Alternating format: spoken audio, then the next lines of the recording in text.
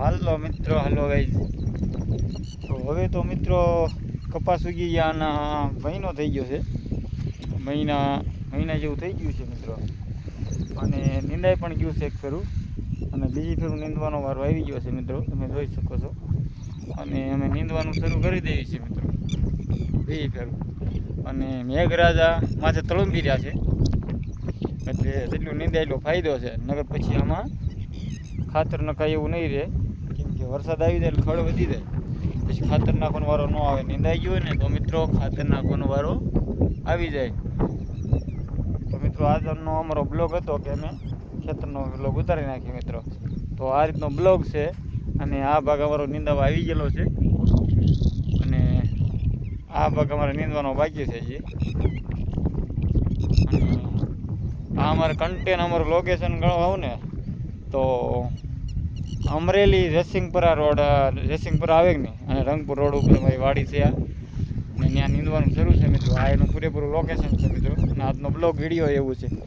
અને એવું લોકેશન નાખી દો કે આપણે આનકોર મોટું કારખાનું છે થાંભલા બનાવવાનું, આપણે આવે ને તાર ફેન્સિંગના થાંભલા બાંધો ને, એનું આપણે અમરેલીથી નીકળો ને તે જમણી સાઈડમાં કારખાનું આવ્યું છે, એની સામે ડાબી સાઈડમાં મારી વાડી છે મિત્રો.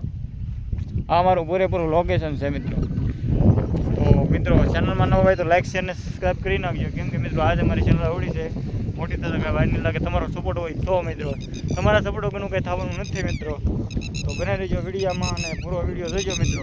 તો ટીટોડા પણ બોલે છે મિત્રો, કેમ કે ટીટોડાને બસ આવે મોટા થઈ ગયા હોય, ઈંડા ફૂટી ગયા હોય, તો એ ટીટોડાનો સ્વભાવ એવો છે ને કે એને બોલવું જ પડે, કેમ કે એનો સ્વભાવ એવો છે. ગમે એ વસ્તુ નીકળે, કૂતરું નીકળ્યું હોય, માણા નીકળ્યું હોય, કે ગમે નીકળ્યું, જનાવર નીકળ્યું હોય, કે એરું નીકળ્યું હોય, ફડકા નીકળ્યા, એને બોલવા જોઈએ એને જોઈએ જ મિત્રો. તો આ કપાસ અમે છે ને આમ વાવણીમાં વાવેલો છે, વાવણીમાં થોડુંક મોડું ચૂક નહીં તે ઓરવેર વાવેલો છે. અને આ એ રીતનો વાવેલો છે, ડિજિટલ ભાષામાં વાવેલો છે. ઘણા છે ને એ રીતનો ન વાવે, 3 ફૂટના 3 ફૂટના ગાળે વાવેલો છે. 3 ફૂટે 2 કપાસિયા નાખવાના મિત્રો. જો આ એ રીતનો વાવેલો છે, 3 ફૂટે 2 કપાસિયા, 3 ફૂટે 2 કપાસિયા મિત્રો.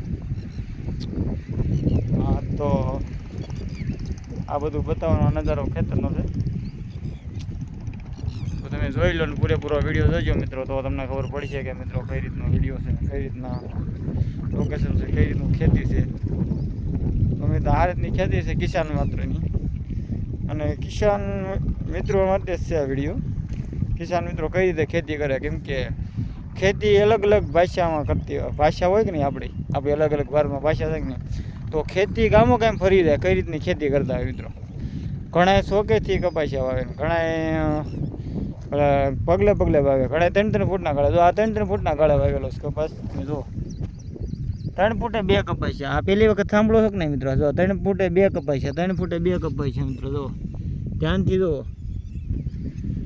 3 ફૂટે 2 કપાસિયા છે. તો આ રીતની સિસ્ટમ અહીંયા, આ રીતની સિસ્ટમ છે અમરેલી કોરમાં. અને અમરેલી પડકે બીજા ગામડા હોય ને બીજી સિસ્ટમ હોય, એમ સિસ્ટમ અલગ હોય. મારું ગામ છે સારકુંડલા નજીક, લોકેશન કહી દઉં મારું એનું પણ.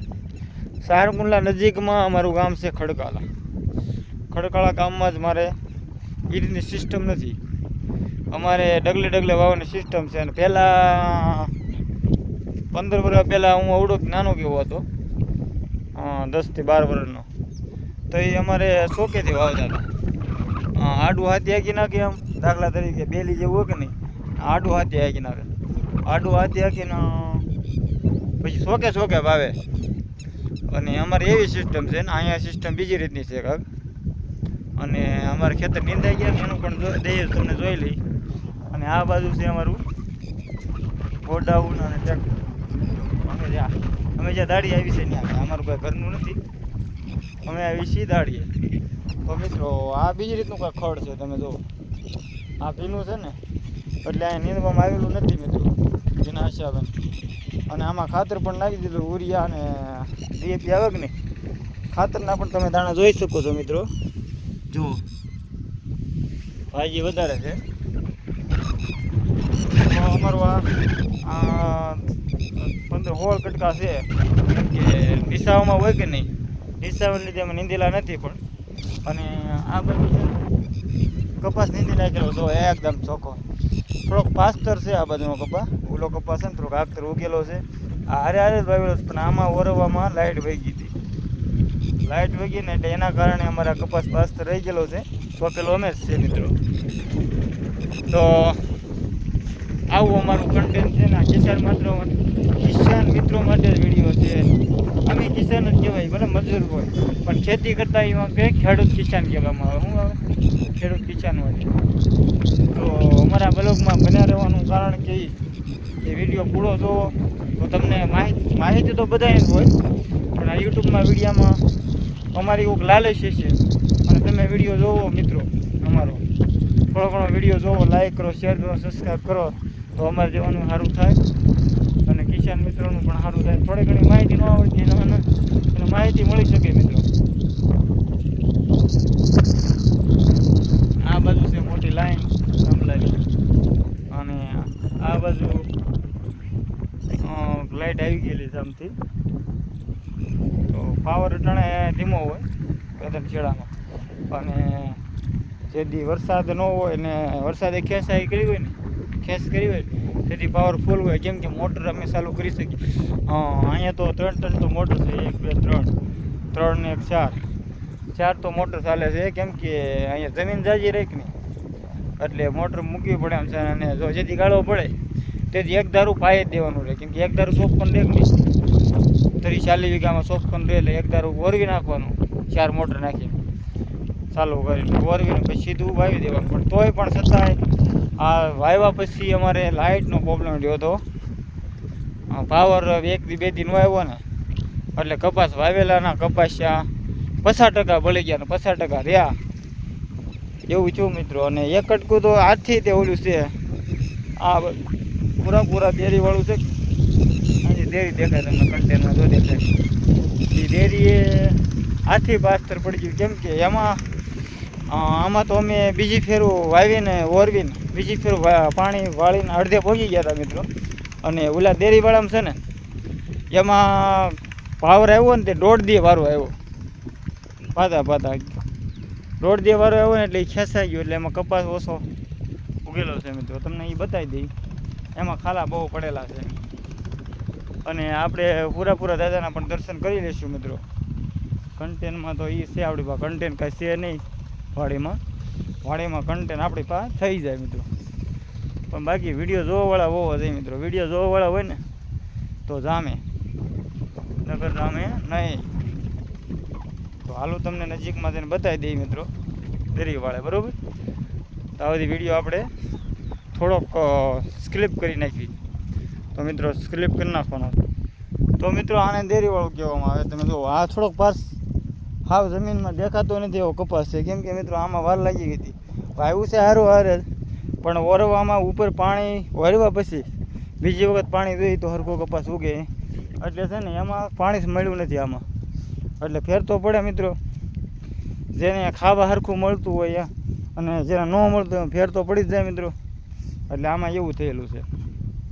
તો આપણે પૂરા દાદાના દર્શન કરવા જઈશું.